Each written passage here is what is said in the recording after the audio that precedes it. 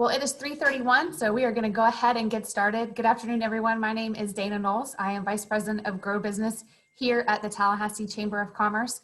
We are excited to bring to you today a candid conversation with Peter Schorsch, presented by Sachs Media, and our good friend Ron is here to help moderate and have a discussion with Peter. I said this just a minute ago, but as we go through the program, if you have questions, please pop them in the Q&A and little portal, and we will answer those as we go through. We are recording and we'll send this out to you guys.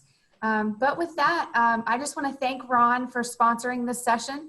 As many of you guys know, this would have been our lunch session at the Chamber's annual conference, which did not happen this year, but we are excited that we can bring it to you virtually, and appreciate Ron and Sachs Media for continuing their sponsorship and supporting of the Chamber. So with that, Ron, I will stop sharing my screen and turn it over so everyone can see your beautiful face. Wow. Someone needs glasses, Dan, if you think my face is beautiful. But thank you. We're very proud at Sachs Media to sponsor this event, even though it evolved from being a real event at the conference that didn't happen to a virtual and virtuous event that we have today. Very excited that we have Peter Schorsch with us, certainly a new generation publisher of a kind that was created by the need for new generation publishers. I love my daily newspapers all around the state, but Peter has shown and demonstrated not only an entrepreneurial puck, but an ability to be so relevant statewide. He's probably the most read daily political blog in the state, and he's got multiple products through his extensive enterprises, FloridaPolitics, Jacksonville Bold.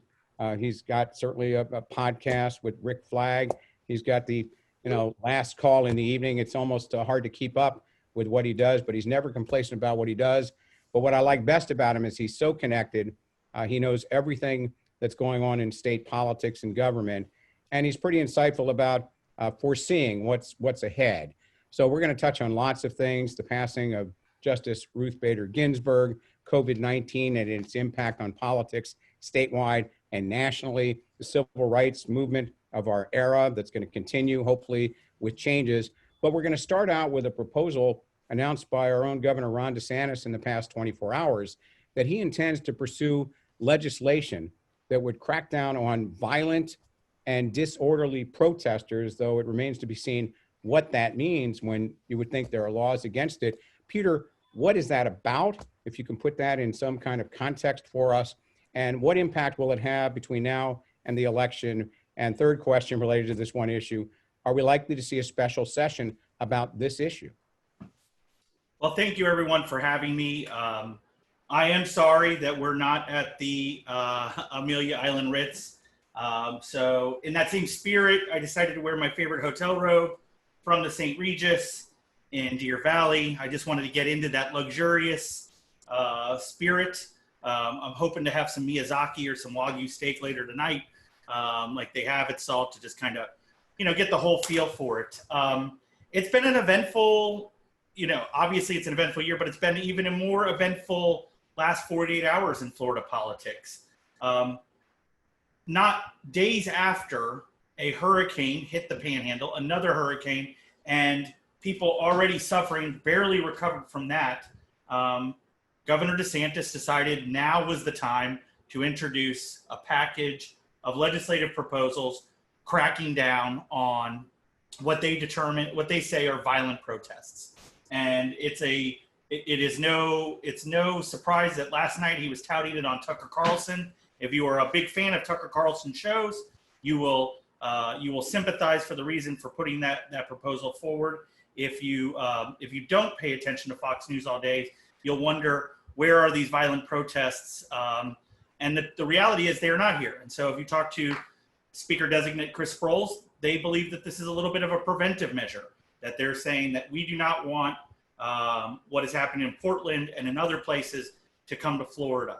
I think, what's happened is we are over covering some of these protests. I thought, as much as I am sympathetic to this movement, to the Black Lives Matter movement, I mean, I've got a banner out on my front yard for it.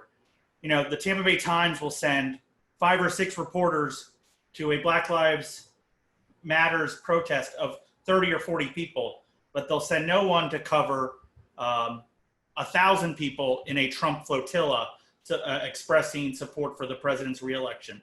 So like you get a protest like what we had outside of the Capitol 2 weeks ago, 150 people there, but there are also 25 reporters. And I believe those kind of things, Andrew Sullivan had a great comment, a column on Friday. We are all an algorithm, and we are so wired in and jacked to respond to some of this stuff. I don't think the governor's any different than the rest of us. They see the pictures of someone dying in the streets of Portland, and they don't want it to come to Tampa or Miami. Yes, I do think there will be a special session. I think that this package is wired to go in November. I think it's almost ridiculous to wait for it in March of 2021, and maybe it get into law in April of 2021. I would imagine we will either be in Gilead at that point, or we will be back on a path to sanity by that point. So having a package cracking down on protests that goes into effect many months from now seems kind of silly. So not shocking that Republicans seem to be embracing this advocacy by the governor. Democrats criticizing it as strictly political, intended to help the president who's framing himself as a law and order president. Where's the truth on this? Can we discern it? I do want to say some of the fault is with the Democrats here for, I think maybe crying wolf one too many times. I think that there are some Democrats, Anna Eskamani, Jason Pizzo, that have rightly focused on the unemployment crisis. And then there are other Democrats who seem to always obstruct no matter what is going on, and have turned, Ron DeSantis is not as bad as his critics would contend, and neither is he as good at this pandemic response as he would have you believe. And unfortunately, when Governor DeSantis does something good, the Gwen Grahams of the world are still firing at him on Twitter.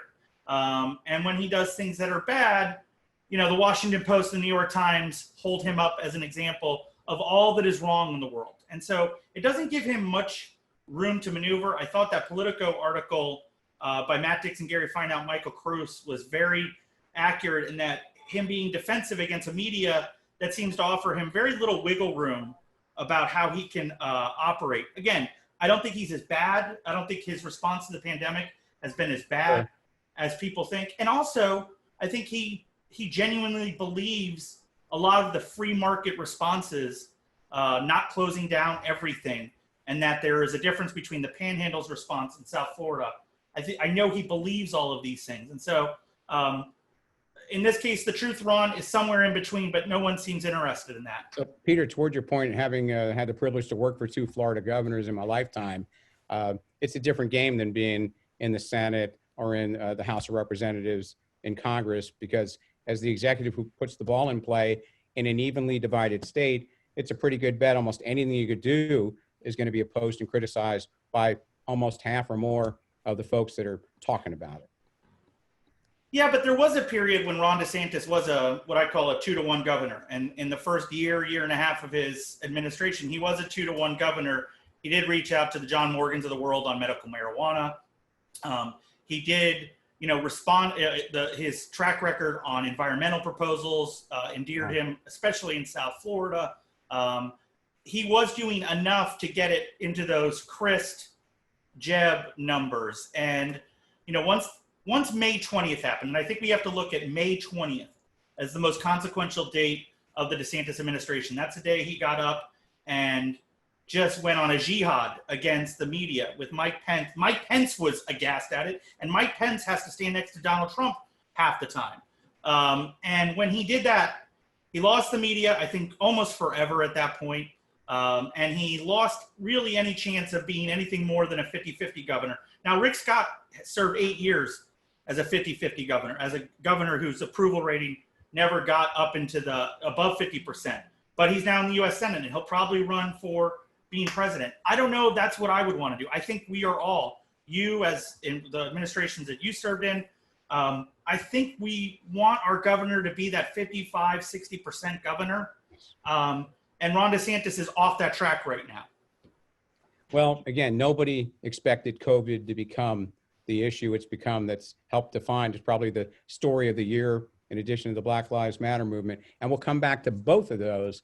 But no one could have expected what became the biggest story of the week late last week with the passing of Supreme Court Justice Ruth Bader Ginsburg, only the second woman on the U.S. Supreme Court. She'll be the first woman, incredibly, to lay in state in the nation's capital. And the impact of the announcement that President Trump intends to announce a successor this weekend, and the U.S. Senate says it intends to bring that to an early vote. What's the impact on that? Who does it empower and energize? Is it the Republican base in a presidential race that gets energized, or the Democratic base? What's the truth there?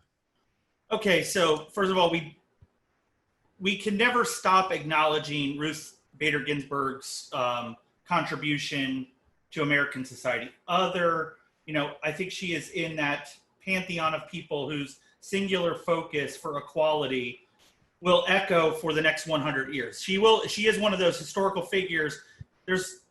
I don't know that everybody can name a lot of Supreme Court justices, but I think that she will be one 25 and 50 years ago. Even though she was often in the minority and her opinions may not have always carried the day, she is beyond an icon at that point. If we had a Mount Rushmore, she would certainly be, in the talk for that.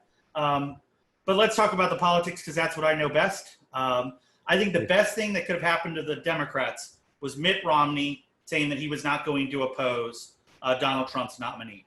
There was no way they were going to stop this anyways. I mean, this was not going to happen. Allow Republican hypocrisy to go everywhere. Marco Rubio saying one thing in 2016, doing another in 2020. The Lindsey Grahams of the world doing what they're doing. Let that play out, and in all brutal honesty, allow RBG's death to serve as a sacrifice on the altar that wins you a presidency. If the Democrats had gone the other way, if they had, done these nuclear options that they talked about for a moment, and they should even stop talking about them now, it would have energized the base even more, the Republican base even more. I think the Republican base is already redlined at this point. I mean, it is throttling as high as it can get. I don't know what more you could do about it. So the only thing that's, I think, left in play is a very small sliver of moderate, maybe center right leaning women. I think that that's really where the sweet spot is. I think that this will alienate them. The putting through Judge Barrett, I think, is going to antagonize them because she is so anti-abortion. I think this is the last thing that will probably put Joe Biden over the top. Okay, so let's assume that may be right, and we'll get back to the presidential election. But if President Trump nominates someone who is confirmed by the Senate, even if he loses the election, he has transformed for perhaps decades one of the three primary branches of government, ostensibly the least or non-political branch, and that forever is going to impact all sorts of issues. I mean, Donald Trump is going to go down as probably one of the most transformative figures in all of American history. I think it will take us a generation to put some of these norms back in the genie or back in the box. And I don't even know if we can. I don't know that necessarily democracy is at stake, but pluralism is at stake. The idea that my neighbor can be a Trump supporter and me not be threatened by him and him not be threatened by me. Again, I'm reading this. I'm really transfixed by this Andrew Sullivan article that I should post up here in the notes in a second. I think he's probably one of the smartest thinkers in the American public sphere. And he was saying just the other day, and he's not the first person, but that the idea that there is a likelihood for violence after the election. And just that, the idea that there could be violence after the election, Ron, I just don't want that anymore. I just want to go back to the idea that, hey, when the Cowboys beat the Falcons 40-39 in a great game the other day, and the Falcons become one of the first team out of 433 to lose after being up that far ahead and not have an interception. I just want to know that the game is over. I don't want there to be a fifth quarter. And I think that that's what a lot of Americans want. I think what we just want Halloween, we want Thanksgiving, we want Christmas. Well put. And yet it seems this could be an election where the outcome is not known for some time, whether it's challenges to the efficacy of voting by mail. So let's turn first, though, we're still in hurricane season, the brutal second half what's called the mean season. No one at this time last year could have anticipated a COVID-19 pandemic. No one alive has been through one who's still cogent. And yet, as we know, leaders at the national and state level are defined by how they handle crises, specifically disasters. This is absolutely a disaster. And no one really has the rule book on how to do this right. So can you unpack with some facts and details how this has eroded the very popular rankings that Governor DeSantis had, and how it has eroded President Trump's prospects for re-election without taking sides? Where are the facts on this? Well, the fact is, the number one fact is the fact that happened today, which is 200,000 Americans have died. That's indisputable. And this, what we were told that was likely not to happen. We were told that in February and March that this would magically disappear. I do think we have to give credit to Ron DeSantis, because there were stories that were saying Florida will be the next Italy, that we will have 30 or 40,000 people dead. And we avoided that with the very strict lockdown in the nursing homes and long-term care facilities. And those people have made an incredible sacrifice. People getting wheeled into hospices and having to say goodbye to their family because that's the last time they're going to see them, even in a hospice facility, because we can't go into that. And so we've made an enormous sacrifice there. But this, I think the thing that, we all of the smart people, and I urge people to read like Ed Yong with The Atlantic, who's probably been the most essential journalist through this entire period. The pandemic is not slowing down. And, if you look right now, let's forget about everything else that we've done, all the, back and forth about we should have done this for Memorial Day and we should have done this for July 4th, and football games shouldn't be open. Israel is on lockdown. Israel is on its second lockdown. Today, as we speak, Great Britain is going into its more restrictive lockdown. Boris Johnson's shutting down the bars, etc. Spain is over 10,000 cases again. Think about where we were in February and March. We were saying, wait a second, those countries are there. We have about 3 or 4 weeks before Italy becomes Florida. It's the same argument 6 months later. And yet, you know what? The big thing is to get Big Ten football open. And so I don't think that we're taking this seriously as we should. Though it sounds like a rhyme, what's a leader's expected role? To protect our physical health and safety, or our fiscal health? And are they mutually exclusive, or are they related? No, they're both. And I think that, again, that's the strength of DeSantis's response. Lock down South Florida, don't lock down the Panhandle. Walton County is different than Palm Beach County. But there are things, we could have a statewide mask order. We could have that right now. It's as simple, think about the fact that, you just read 2 days ago about the report that the US Postal System was ready to send out 5 masks to every household in the country. Imagine if that had happened in February and the president had gotten on national air and he got Tiger Woods, LeBron James, Oprah, etc., and everybody wore a mask. He said, hey, let's just do this for a month. Do you know how much better we would be in right now? And so as we are doing all of these things, reopening schools, etc., imagine if DeSantis said, hey, you know what? I want to go trick-or-treating with my kids, my 3 kids, and he wore a mask more often. And NFL coaches didn't pull them down underneath their chin. And we did it in all those schools. If we set that example, just that very basic example, I think we'd be in a lot better position come October and November.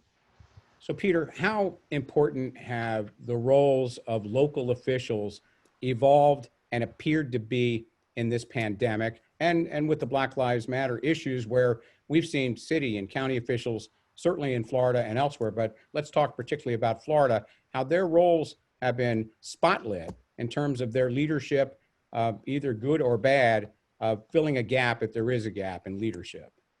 Well, when you say local officials, I definitely think about that Zoom background. And so, the local official, so one of the big heroes is obviously Jared Moskowitz. He was on the cover of Influence, but I think also the real heroes are the mayors, and to some extent the sheriffs, but the mayors, and it's bipartisan. It's Jane Castor in Tampa. It's Rick Kreisman in Pinellas County. Have you looked at the positivity rate in St. Petersburg? It's something like 2.5%. And it's because our culture here is to embrace that kind of edict from government, but also Republican. Lenny Curry, for the most part, got this right on the front end. I mean, he was, and remember, he was in front of the governor in a couple of cases, calling out Department of Health, issuing mask orders, et cetera. And so, you know, we've seen local governments, county commissions, and I get it. They're getting pushback from, you know, the Karens of the world walking into Publix, not wanting to wear their masks.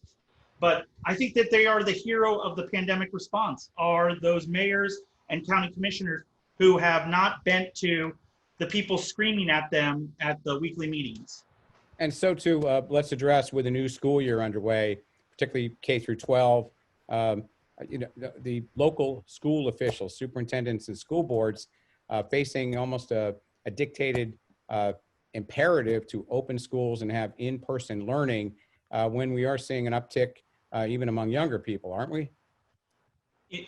You know, I think the only evidence that I have of the schools is the things that I know from the most important news source that I have, which is my wife's mommy boards on Facebook.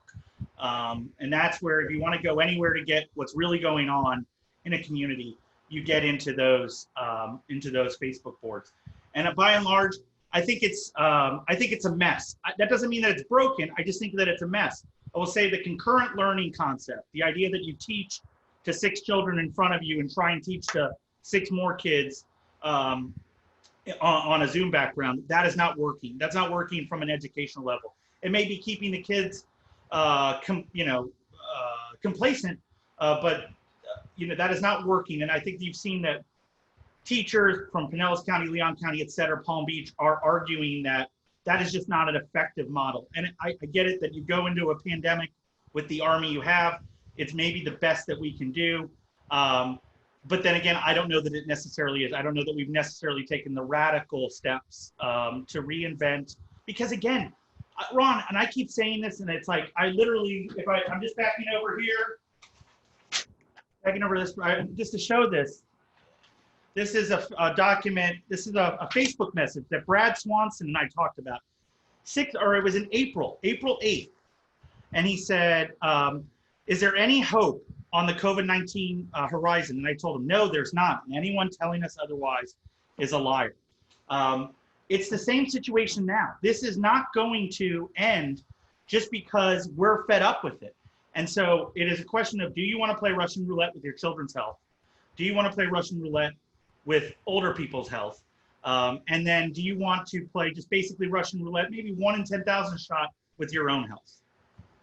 So the trade-off, our own college interns at our firm reported this week in a meeting with some of our staff, our full-time staff, that they miss, and they feel like they are missing the education they got in the in-person classroom education. So the virtual classes, they feel like they're being shortchanged. I don't mean financially, that's a different issue, but in terms of what they're actually getting out of the education, the virtual is not the same as they remember being in person. No, and I'll be honest, it's why we're homeschooling. You know, we're homeschooling Ella Joyce. And again, it's because we have the luxury to do that. I obviously am in my robe half the time, so it's not hard to stay home with her. You know, working parents that have got to go out, maybe even working 2 jobs in this economy to make it, may not have that same luxury. Sure. But I think that that's the reason why we homeschooled, is not because we're necessarily afraid that Ella Joyce is going to get sick.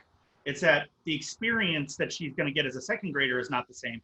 But the problem with that is when you start taking out, you know, 20 or 30% of the student population, and I forget which county was the worst hit just the other day. Was it Palm Beach? Was Palm Beach yesterday that opened?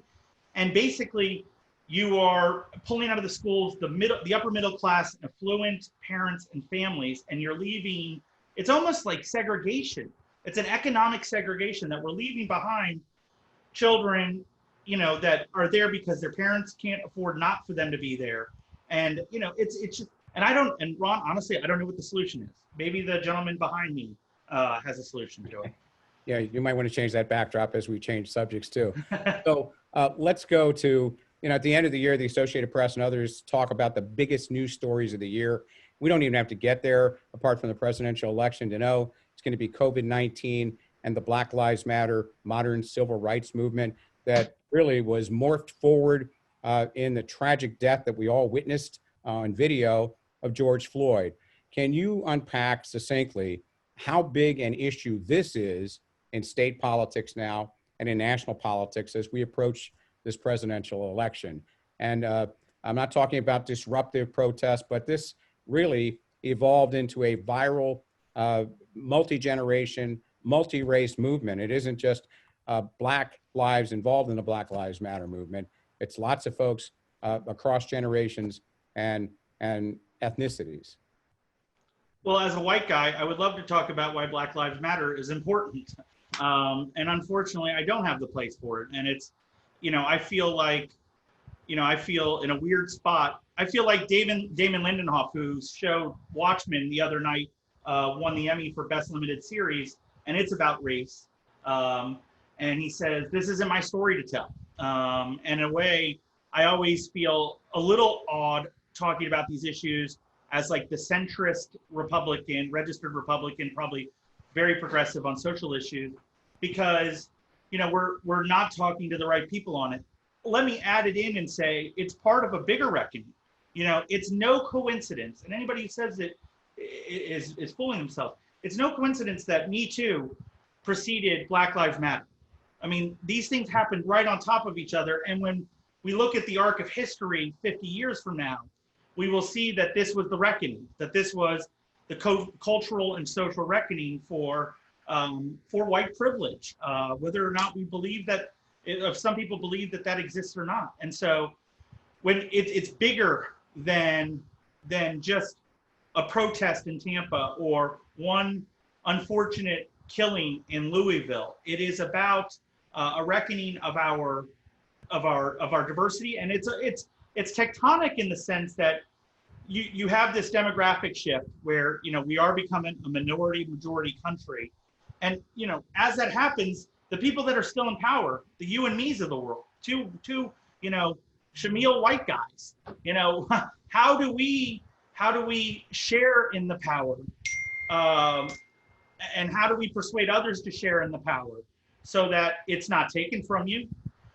so that it's not violently taken from people, and so that people who deserve it are empowered so that they can pursue the same American dream that we are. I do urge people. I know that it's come under fire lately by the president. I really do think people should go back and read the 1619 Project by the New York Times. It does put into context how this country, whether or not you believe it was born out of racism, about how this country was built on the backs of slavery, and how essential that is, not just to the South, not just to slave owners, but that every aspect of our society was born out of that evil act.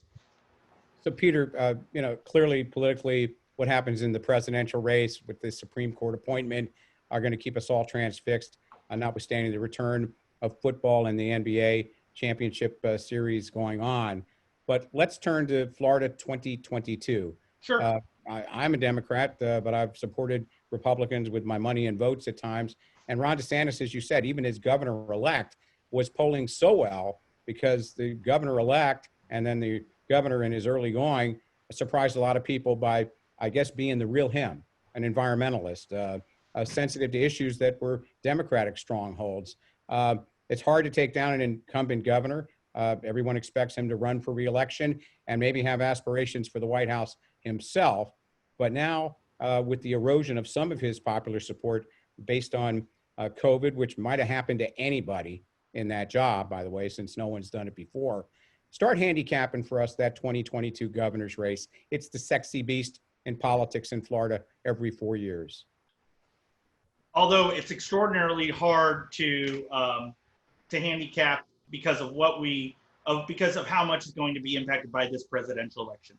In 2012, even though when Barack Obama was reelected, we knew that Chris was going to be there against Scott. In 2014, we knew that Hillary was going to be there. We didn't know, obviously, that Donald Trump was going to be there. In 2016, we knew that Adam Putnam and Gwen Graham and Andrew Gillum were going to be there. We didn't really know that DeSantis was going to be in there, even though we knew he was in the mix. To use another Watchmen reference, it's like Dr. Manhattan, when the tachyons go off, I can't see the future on this one. I got to tell you that Ron DeSantis, a part of him, has to be praying that Donald Trump wins Florida but loses the presidency, because that would be the best setup for Ron DeSantis. Now, nobody's going to say that. Joe Gruters, the whole team, they're never going to say that. But if you look at historical averages, we know that the party out of power in the president's third election cycle just wrongs. And so that bodes well for Florida Democrats, as hapless as they are. Of course, everything in Trump, in this era of Trump is probably thrown out the window. So I don't know that that necessarily holds, but deep down, Ron DeSantis has got to hope that he delivers Florida, and then somehow Trump loses Wisconsin, Pennsylvania, Michigan, et cetera, and doesn't get the presidency. That would set up DeSantis perfect. That's a very interesting take. The first time I've heard that. And certainly these two elected officials, the president and our governor, are totally connected with how the president kind of put his finger on the scales to legitimize DeSantis' candidacy in his own primary and to vest Adam Putnam. But let me interject here real Sure. quick, Ron, and say, I hope nobody's listening to this or recording this when I say, listen, Lady Macbeth and Macbeth over there and the king, they know that this is their best path. And I think in a lot of ways, subconsciously, some of the things that you have seen, the arguments against Susie Wiles, the lackluster fundraising for the RNC, those kind of things, there have been plenty of things that Ron DeSantis has done that have, when you see the Politico article and it says everybody in the White House hates Ron DeSantis except for the president, I think some of that is because they feel like he's not fully on the team. All right, so he is expected to really assert himself to help the president win Florida. But let's talk about the governor's own reelection, with Democrats' names starting to emerge who may be lining up to seek their party's nomination in 2022. Nikki Fried, the only statewide elected Democrat, prime among them, a frequent, if not constant, critic of the governor on almost a daily basis. How do you handicap the D side of 2022 at this early juncture? I think there's so many more D candidates out there that could get involved. And I get it that right now Nikki Fried is the de facto front runner. But I mean, number one, Andrew Gillum just laid down a marker. He's going to try and come back, and it's going to be hard to dislodge his supporters from him. I think Gwen Graham is still probably a better intellectual candidate for espousing the arguments of the Democratic Party than almost anybody else in it. But then I think you got to look at Ted Deutsch is in that mix. Val Demings is in that mix. Stephanie Murphy is in that mix. And how about some of the Democratic mayors? How about some of the mayors too? Nah, I don't buy any of that part. But I will say, I'm going to throw out one name, which I think everybody, is going to be surprised to hear. But it's Charlie Crist. I think the possibility of Charlie Crist running for statewide office in 2022 against either for governor or against Rubio is at least 50-50 at this point. No kidding. Wow, that's another first heard here. You brought up the Andrew Gillum news from a week or so ago. Surprising news to lots of people. Was it a week? It feels like a year with everything that's happened in the last 6 days. I mean, it was just only a week ago why we get up in the morning.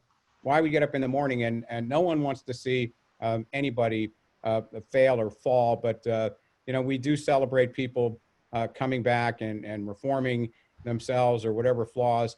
How do you think that has played out? And you yourself set the table by saying you think he will come back to public life.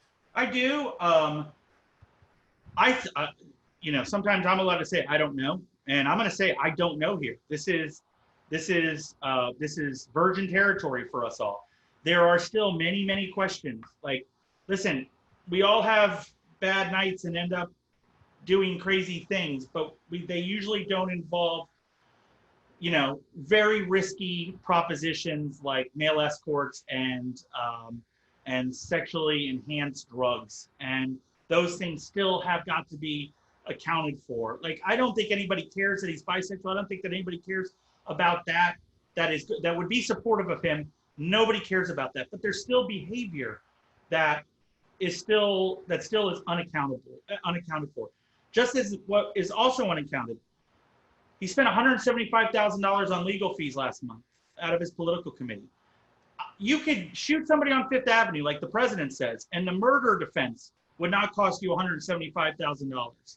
I think we are I think the shoe is still left to drop on that situation. And for those folks in Tallahassee, I mean, hey, Adam Corey's back in Florida. I mean, if you saw that on Instagram, he's back from Europe. So I don't think that issue is settled. Okay. I want to remind our audience that if you have a question for Peter, succinctly put it in the chat function here, and I will try and pick those up. But Peter, everyone's talking about how this election might change the lineup of Congress. Will the Democrats gain enough seats in an anti-Trump vote to take over the Senate and have both the House and the Senate? But let's look here homeward. Democrats have been on the outs in terms of not being close to a majority in the two political branches of government, the executive and the legislative branch, and particularly in the legislative branch, they are at such a disadvantage. What's the likelihood they're going to pick up any meaningful number of seats in either chamber in this general election? Is there anything more hapless than the Florida Democratic Party? I mean, it's remarkable to me as I poll through these races, and that's our bread and butter, is following these races. And you look at how a tertiary issue, like the party accepting PPP loan money, is now being used and used effectively, where if I had to bet right now, I don't think it's a matter of whether or not the Democrats pick up seats. I think that they're going to be lucky if Lorraine Ausley hangs on against Marva Preston. I think there's some numbers out there floating around the world that suggest that race is extraordinarily close. And I definitely think that the Miami-Dade seat, Senate District 39, is very much leaning towards the Republicans right now. I love Jason Broder. I think he's got a good shot. I think that is probably the best shot for Democrats. And I think that has to do, the Orlando Sentinel has just made a project out of Broder. I mean, he's not running against Patricia Sigmund. He's running against Scott Maxwell. And, I think that that's going to be an issue. As for the House races, you look at the terrible decision to divide power between two leaders coming in on the House Democratic Caucus. And you look at they have zero money. They have, we've reported how there's very little money flowing to the Democrats, and it is an A team on the other side. The Chris Sproles, Matt Ball, Tom Piccolo, operation running the House campaigns. I wouldn't be surprised. So if they pick up a seat or two. I've probably gotten 2 or 3 pieces of mail at my house here in Tallahassee for Marva. Only 2? Well, but these are the ones that do they misrepresent the Democratic Party's taking of the Paycheck Protection money? And then, because what's insinuated is that these Democratic candidates have accepted money from the party that was that same money. Is that true or not? Because if it's not true, it's a pretty cheap shot political tactic, but effective. Well, if you want to talk about if Lorraine Ausley and Patricia Sigmund want to explain how campaign finance works and that it actually doesn't go from the party to the candidate, but that it goes to this committee, then that committee, and then Rube Goldberg comes around and she drops the ball and the money comes out that way, I think that that's a fight that Republicans would love to have. The PPP money went to the party, it was returned, but was some of the money used to pay for some things that for the Senate that would have not had to have been paid? I will say this, if it was a criminal case, it's one of these things, the lawyers talk about the fruit of, I forget the term, where the very, when you put the evidence in the bag and zip it up and bring it to police headquarters, that process was broken. And therefore, the murderer is going to get away at this point. I'm not saying that Marva Preston, homicide detective, or ex-homicide detective, is a murderer, but I'm saying that the chain of command or the chain of evidence has been broken here by the Democratic Party, and they have nobody to blame but themselves. And frankly, seeing these mail pieces, they're very persuasive, even if they twist the facts and the truth a little bit. I think they're being very effective towards your point that candidates who might not have had a shot in a big Democratic stronghold like Tallahassee seem to be getting boosted by this kind of tactic. Chain of custody, by the way, Bonnie Chain Burke, of custody. Thank you, everyone. Audience, Thank you, broke Bonnie the chain Burke. of custody. It takes a smart lawyer or someone lawyerly. We also had a comment from Eric Thorne, a question that I think you addressed, but let's give you a chance at it again. What if Trump wins Florida? Would that be a surprise to you? No, it would be a surprise. I think we have to be prepared. I think I think the first public polling that shows Trump ahead in Florida is about a week out. We've gone from like 6, 5, 4, 3. Now we're down to 2. I just feel that Trump's going to edge ahead here, and he's never going to get way ahead.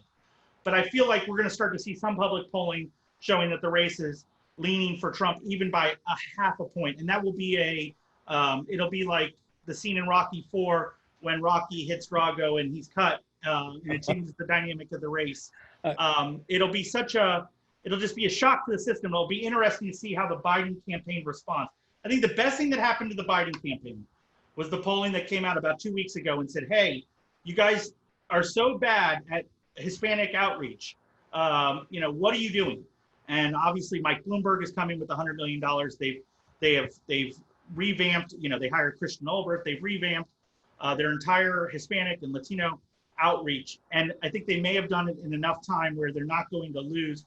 But there's clearly something going on in Miami-Dade. There's clearly something going on where Cuban Americans are redlining for Donald Trump, but not only Cuban Americans, but other Hispanic voters who come from countries that have had issues like Venezuela. They see what happened in their countries and they don't like the idea of socialism at all. They attach Joe Biden to socialism and they're moving away from. So in your daily Sunburn, you really produce this digest of the various polling entities and what their numbers are, what are the percentages, what are the odds for Biden v. Trump, and so on. And lately, the last couple of weeks or so, it's showing Biden with this lead above what Hillary was showing 4 years ago. Well, 4 years ago, all the polling showed that Hillary was likely to win, and they were dead wrong. What's the likelihood these polls that you're seeing, the verse polls, are also wrong and not tapping in to a sentiment that people aren't sharing when a pollster contacts them? So I'm a gambler, and one of the things that I'm not a gambler anymore. I should say I like to gamble. And one of the things I hate about polling, and I hate about some of the public polling, is the hedging that people do. And there are pollsters in Florida that do this all the time, and they try, oh, we're not picking winners and all of that happy horse crap. If I had to say right now, I agree with the Amy Walter of the Cook Report argument. I don't think that the national presidential race is close right now. I think that Biden is up significantly and in enough states that he would win 300 and something, 315, 320 electoral votes. I've seen nothing that has changed that. Any of the Trump efforts in some of these states, Minnesota, Wisconsin, et cetera, Biden has rebuffed them. If you look at the most recent polling out of these states, and then you start to look at states like, I cannot believe, the Atlanta Journal-Constitution poll today showing that it's a tied race between Biden and Trump, that Trump's only up 2 in Texas. If this race is fought in Georgia, Texas, and Florida, and not in North Carolina, Wisconsin, Pennsylvania, Michigan, then Joe Biden is going to win. And so I think the media is so scared and so burned from 2016 that not enough people want to say that that's where the race is right now. That's not to say that that's where the race will be on November 3rd. But right now, the race is outside of a touchdown lead for Joe Biden. Okay. So any thought, Eric Thorne, again, on absentee voting and mail-in voting and this controversy that's been generated that you can't trust mail-in voting, though the president and his wife are mailing in their votes? I do kind of side with the Republicans on this one. I don't understand why it takes 45 days to vote. You could go right now and vote. And I get that there are people who are less advantaged than I am and they can't get off, et cetera. There are so many opportunities to vote.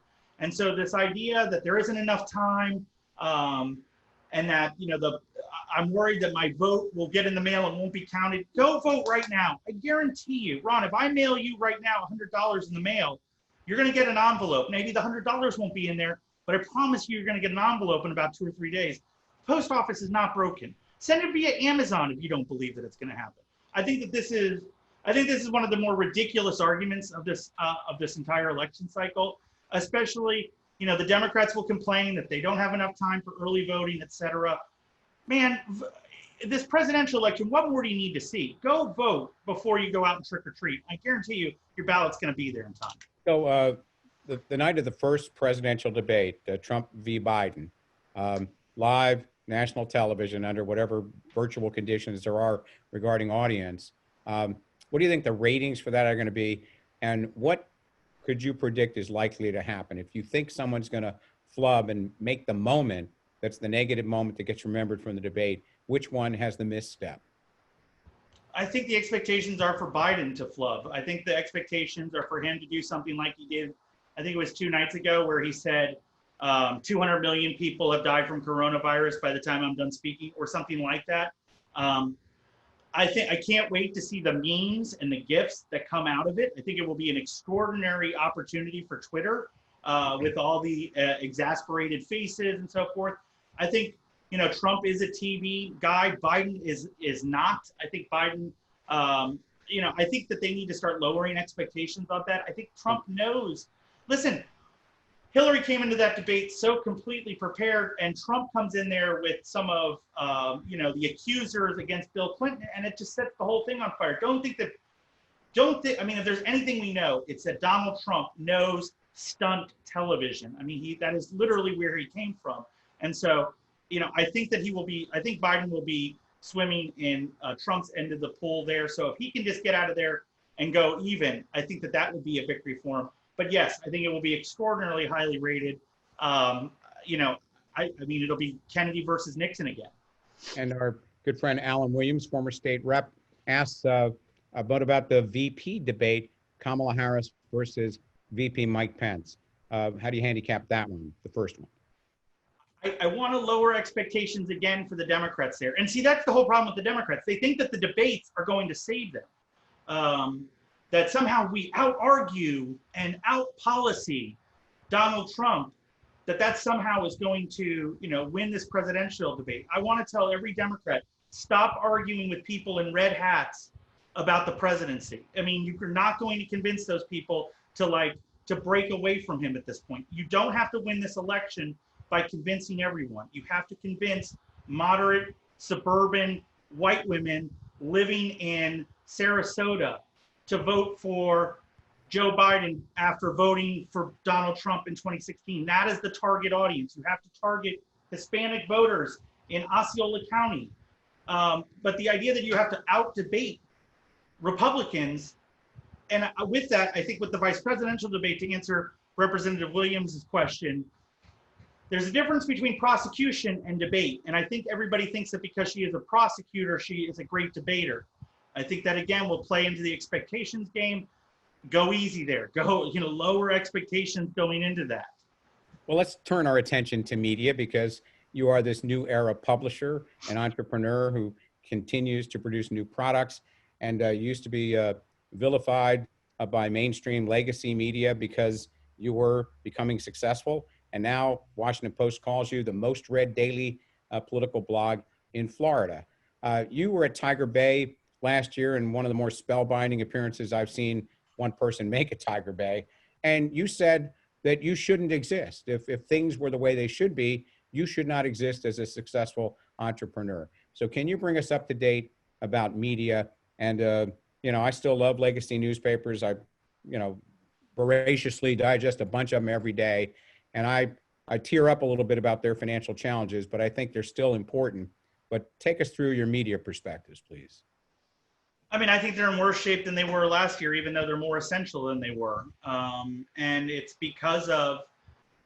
not just because of the bias that we know exists in there. We know that exists. I feel like that in a lot of cases, unfortunately, they have given up now as well.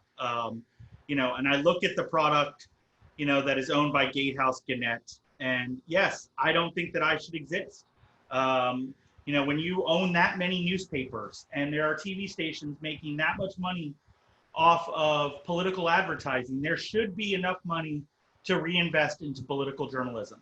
I think there is still great reporting at the local journalism level. But what I think newspapers have essentially turned into, in a lot of ways, is like are almost alt weeklies or weekly magazines that the most important thing that they do now is the enterprise reporting. The most important thing they do is the once a month big story that 3 or 4 people work on, because they just don't have the resources for the rat-a-tat-tat to cover the sheriff's office or to cover the legislature, et cetera. And so, and I think, that's one of many issues that we have. Number two, I mean, it's still a dog's breakfast. I mean, it's still, you look at, so they unified all these sites in Florida, and Gannett did all this with the Gatehouse newspapers, et cetera. They're still not built for social media. They're still a terrible product for websites. They're still not, they're still getting their butt kicked by Facebook, et cetera. I don't even know. I don't know if it's salvageable at this point in terms of the product that they are delivering. Well, let's just say, though, their financial challenges, printing a hard copy newspaper, there's just not a lot of heft to them anymore. But the digital edition is the one that perhaps they can keep the overhead low enough for to monetize. My own experience, running an agency, I don't know that the industry has done a good job helping translate what you get when you buy a digital ad. And if they can uncrack that code and mainstream it, maybe the future for newspapers is going to be safe as a digital mostly product, because I don't think that many of us read a hard copy paper every day or multiple. Ron, if you're going to switch to if you're going to switch away from a daily newspaper like the Tampa Bay Times to a twice a week printed product, then you have to switch the entire organization to a much more fluid situation. The Tampa Bay Times is still printing a front page every day. They're still designing a front page. What a nice anachronistic waste of time that is. To print a front page that isn't going to, but it only shows up in the essential above the fold email produced by my good friend Kevin Kate.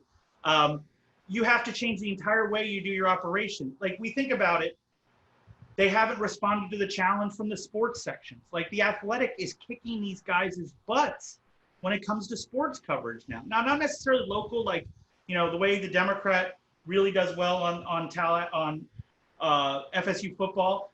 But if you look at how The Athletic covers Rays baseball, it is better reading The Athletic. I get more out of that than I do reading my daily sports newspaper.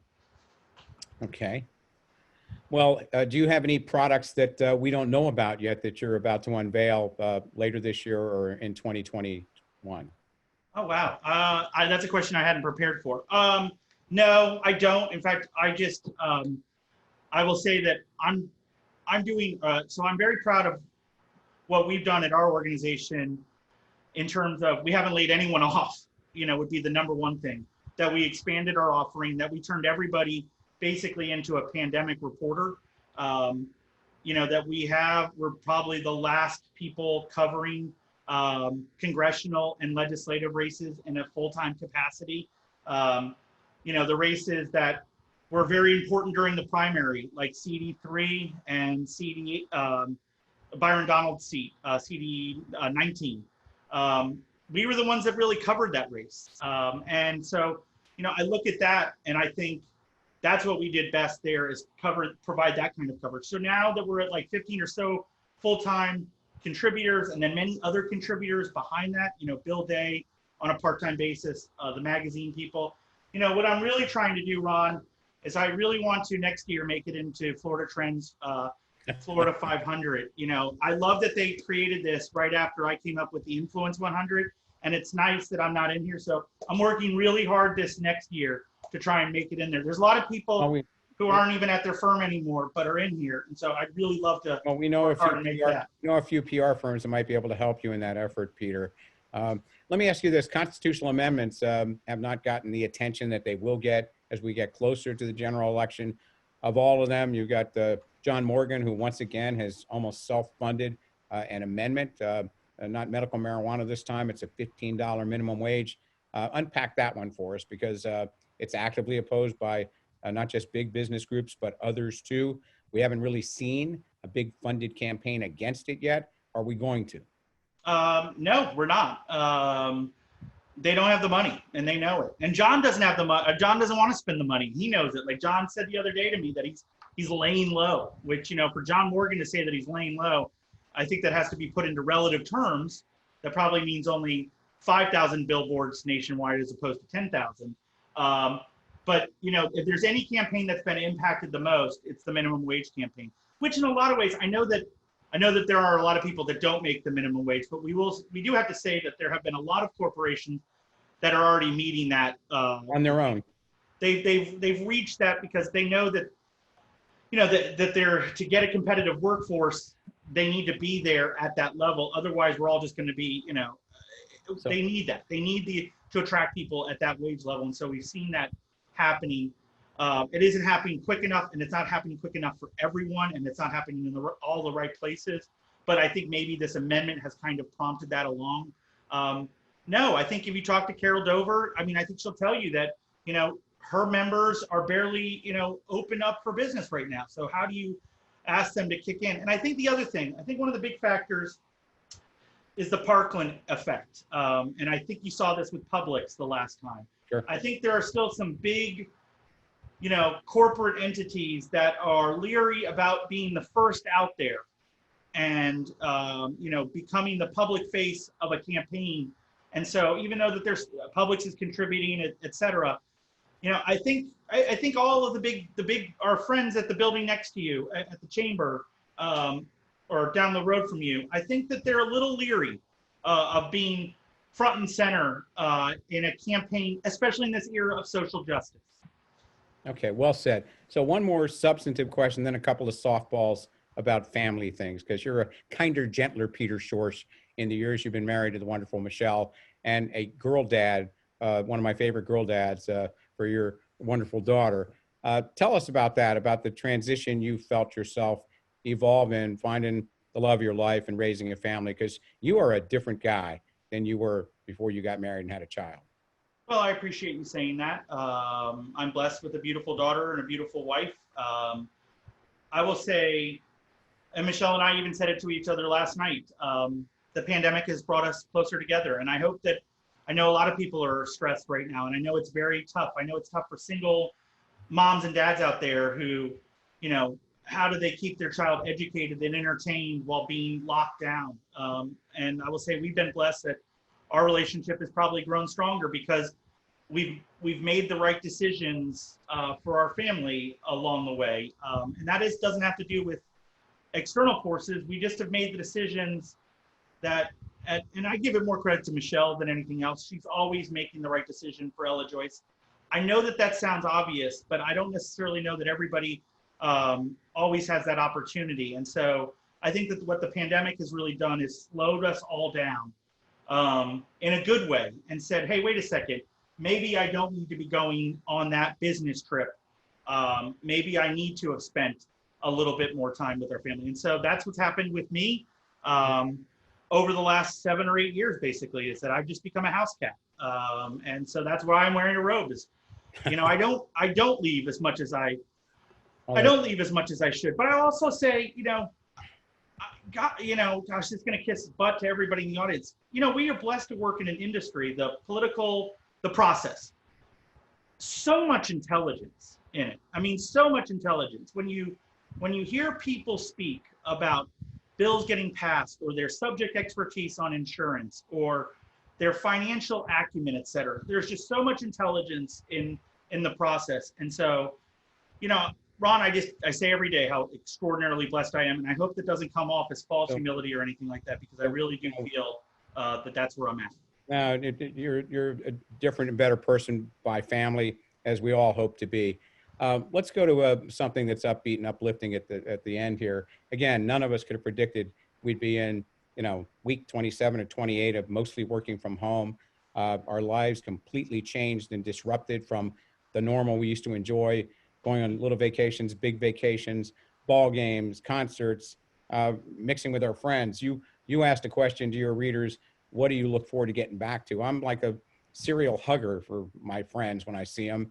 I haven't been able to hug my friends mostly for most of the 6 months, but isn't it an upbeat and uplifting reality that if you asked us hypothetically how we would do without all these things in our life, oh my God, we can't do it. But we have done it. We have largely done it with the help of our leaders and leadership in our own families and communities. So what's your take on that we've proved to be somewhat resilient? There's the tragedy of losing all these people nationally in our state, and the families don't get to see them at the end or mourn them. But as a society, we've done pretty well adapting and adjusting to this hardest time in our lives, for sure.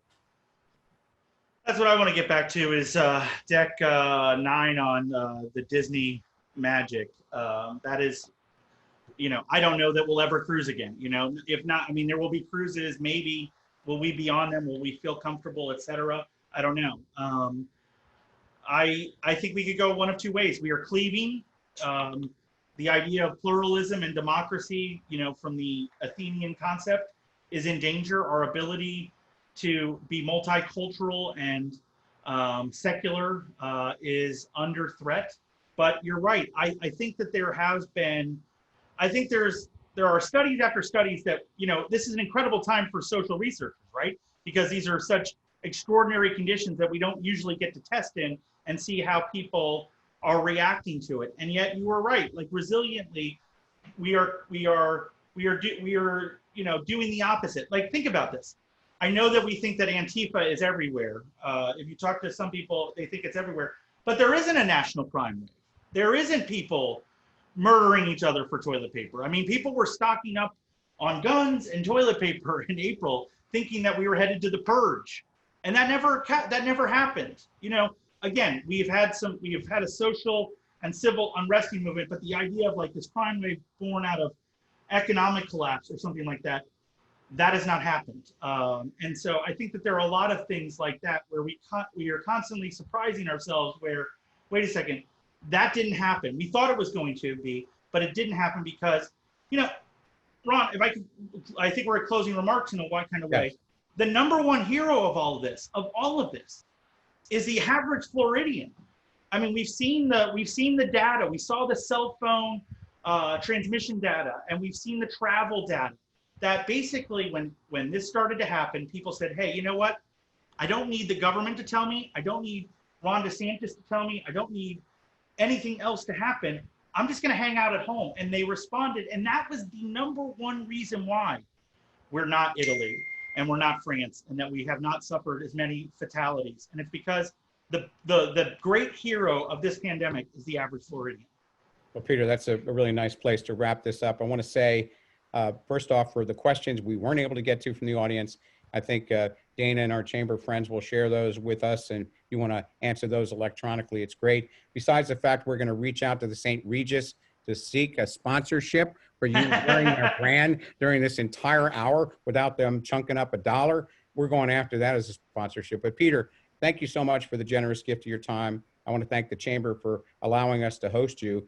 Any last words from you, Peter, before we turn it back over to my friend Dana Knowles? Tallahassee is my third favorite town after New York City. I really hope that it continues to endure through this and comes out of this a little bit better than it went into it. I miss my capital city. Thank you. Dana, back to you. Thank you.